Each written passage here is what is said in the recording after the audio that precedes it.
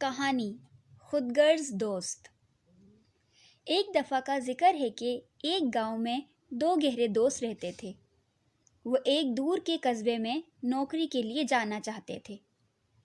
ایک دن جب وہ ایک جنگل سے گزر رہے تھے تو وہ ایک درخت کے نیچے آرام کی غرض سے بیٹھ گئے۔ اچانک انہوں نے ایک ریچھ کو اپنی طرف آتے دیکھا۔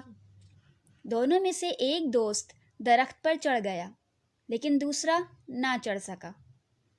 وہ زمین پر سیدھا لیٹ گیا۔ اس نے اپنا سانس روک لیا۔ ریچھ اس کے پاس آیا اور اسے سونگھا اور چلا گیا۔